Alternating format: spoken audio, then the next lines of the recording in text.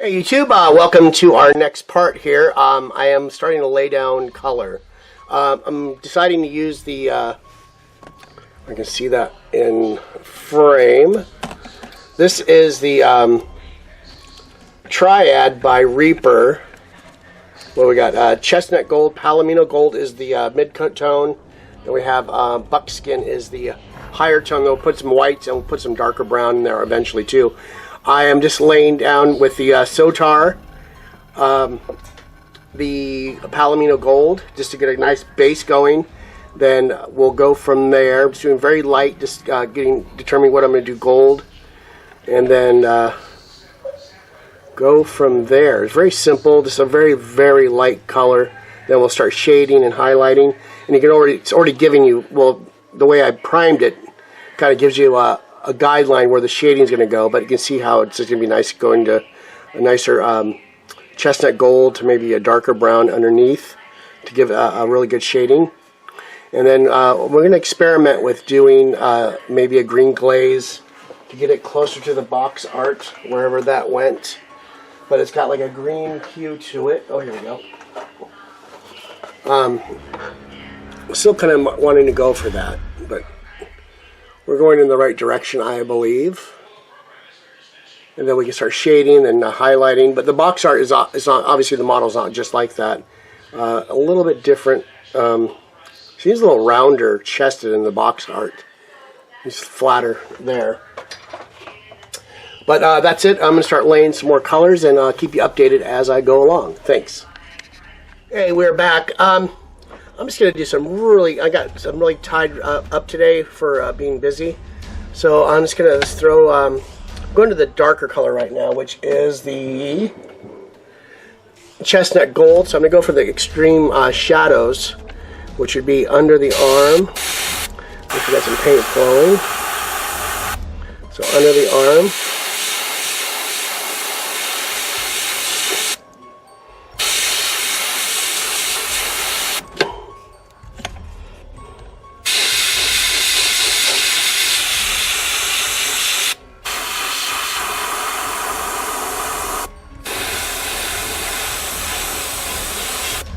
Almost like a zenithal highlighting.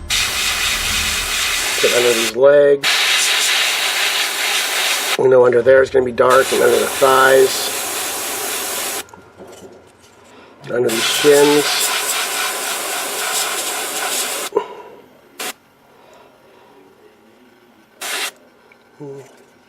Under that arm. We'll have to go a little darker, it looks like, too, maybe.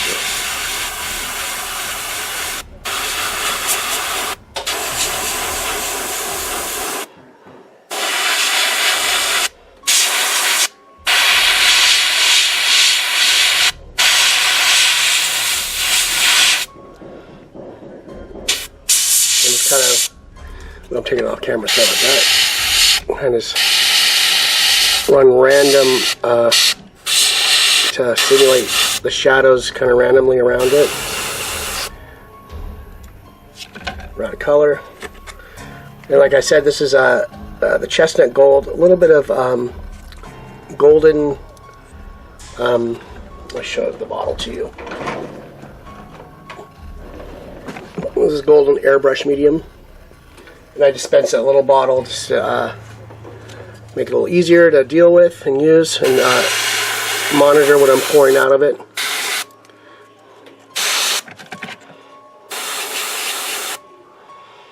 Right, like under there.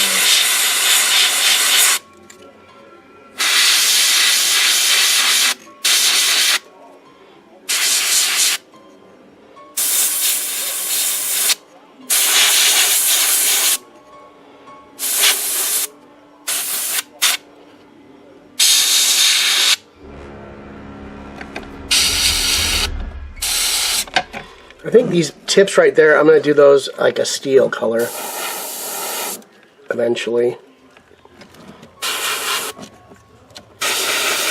And then all the connecting like joints, I think those will be steel also. And I think his face, except for the mask,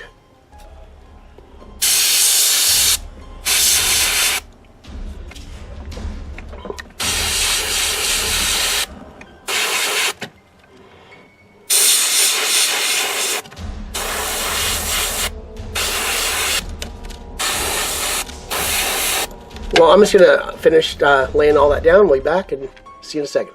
Okay, we're back real quick. Besides these 3 paints, I'm starting to throw in some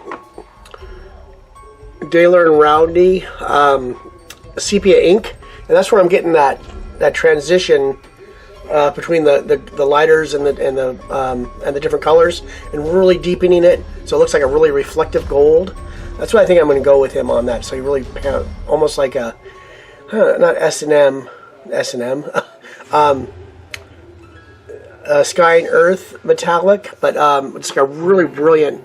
Then I'll start edge highlighting it to really make it pop, and then I'll have to mask it off, then go after those wings. So far so good, I think. I'm gonna have to I want to do these. I can do the metallics on the swords and stuff. Maybe darken that one up a little bit, that hilt. I gotta paint Mr. Hoffman still too, but I'm just doing really light coats. Maybe start hitting it some lighter colors and go from there. I'm gonna do a lot of this off since this is not like a practice piece. I really want to concentrate on what I'm doing, so I will show you progress as I go. Thanks for joining me. Hey YouTube, we're gonna end the part right here, just kind of update you what's going on. Did all the airbrush on the NMM. I am now going in with brushwork and trying to just hit like glints of light and trying to make it look like a really clean, like gold, almost like a I'll make a slightly darker CP30, I guess. I guess that's a good analogy. And I just put him on the base temporarily. I took him off his painting base. I was kind of worried the tree was not going to work, but it's actually perfect. And actually, it's a good looking. I like the way it's dynamic. He just barely misses the rock, and looks like he might have flew and just landed, or he's about to take off. And he's protecting him with his other hand.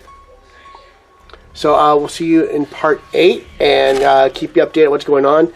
Oh, I went and we can see that wet blended all the tile. I used a khaki triad from Reaper, and just to give it a little more, not too much, but a little more interest when you look at it. So we'll see you in part 8. Thanks again.